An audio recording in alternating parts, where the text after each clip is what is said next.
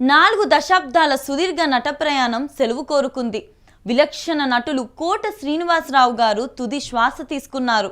ఎవరైనా నటుడు విలన్గా ఒక ముద్ర పడ్డాక వైవిధ్యభరిత పాత్రల్లో మెప్పించడం కష్టం. కైకాల సత్యనారాయణ, నాగభూషణం, ఎస్వి రంగారావు లాంటి అతి కొద్ది మందికి మాత్రమే ఇది సాధ్యమైంది.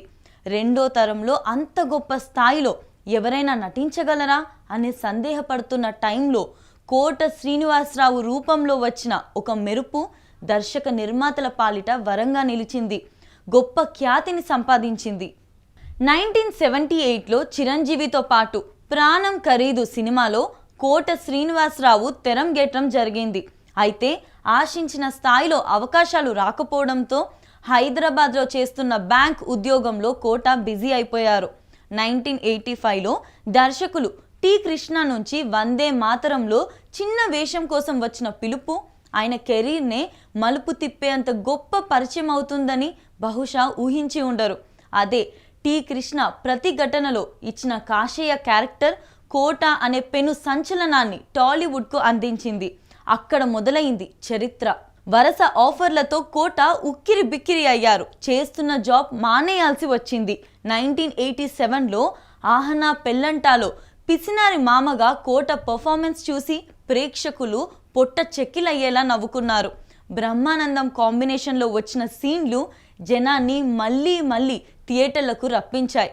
వారసుడొచ్చాడు, శ్రీ కనక మహాలక్ష్మి డాన్స్ ట్రూప్, ప్రాణ స్నేహితులు, ముగ్గురు కొడుకులు, ఖైదీ నెంబర్ 786, యముడికి మొగుడు లాంటి ఎన్నో బ్లాక్ బస్టర్స్లో కోట శ్రీనివాసరావు పాత్రలు వాటి విజయంలో కీలక పాత్ర పోషించాయి. 90 దశకం కోట శ్రీనివాసరావుకి శుక్రమహాదర్శగా చెప్పుకోవచ్చు.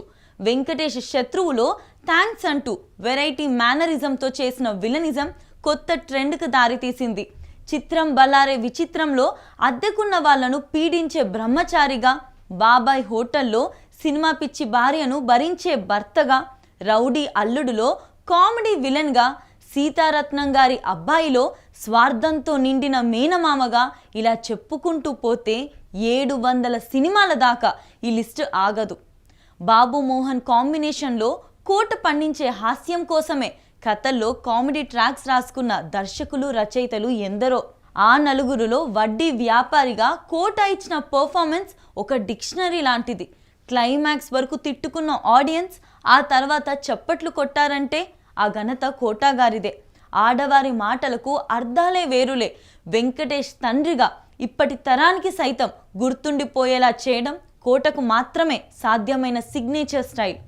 మనీ మనీ మనీ, శుభలగ్నం, ఆయనకు ఇద్దరు, అనగనగా ఒకరోజు, వీడెవడండి బాబు, మా నాన్నకు పెళ్ళి, బావగారు బాగున్నారా, స్నేహం కోసం, సూర్యవంశం తదితర సినిమాలు కోట టైమింగ్కు కొన్ని ఎగ్జాంపుల్స్ మాత్రమే. గణేష్లో హోమ్ మినిస్టర్గా పండించిన విలని నంది అవార్డుతో పాటు విమర్శకులను మెప్పించడం ఒక మైలురాయిగా నిలిచిపోయింది. బాలీవుడ్ నుంచి విలన్లు దిగుమతవుతున్న ట్రెండ్లోనూ ఛత్రపతి, అతిథి, యోగి, బొమ్మరిల్లు, రెడీ, కలేజా, రక్త చరిత్ర, రచ్చ, గబ్బర్ సింగ్ లాంటి ఎన్నో సినిమాలు ఆయనను కొత్త జనరేషన్లోనూ పోటీలో ఉండేలా చేశాయి. తమిళం, కన్నడ, మలయాళం, హిందీలోనూ నటించారు. సర్కార్ టైంలో కోటను అభిషేక్ బచ్చన్కు పరిచయం చేస్తూ అమితాబ్ బచ్చన్ అన్న మాట, ఈయనతో నటించానని నువ్వు గర్వంగా చెప్పుకోవచ్చు. ఇంతటి ఘనమైన కీర్తిని సొంతం చేసుకున్న కోట శ్రీనివాసరావు గారు రాజకీయాల్లోనూ రాణించారు. బీజేపీ తరపున ఎమ్మెల్యేగా విజయవాడ తూర్పు నియోజకవర్గానికి 1999 నుంచి 2004 వరకు సేవలు అందించారు. 2015లో కేంద్ర ప్రభుత్వం నుంచి ప్రతిష్టాత్మక పద్మశ్రీ అవార్డు అందుకున్నారు. 9 సార్లు నంది పురస్కారం దక్కింది. 750కి పైగా సినిమాలతో చెరగని ముద్ర వేసిన కోట శ్రీనివాసరావు గారు రెండో మూడో తరంలో అందరు స్టార్లతో నటించిన అరుదైన ఘనతను స్వంతం చేసుకున్నారు. అనారోగ్యం ఇబ్బంది పెట్టిన సమయంలోనూ హరిహర వీరమల్లులో చిన్న పాత్ర వేయడం కోట నిబద్ధతకు నిదర్శనం. అదే ఆయన చివరి సినిమా కావడం ఊహించని విషాదం.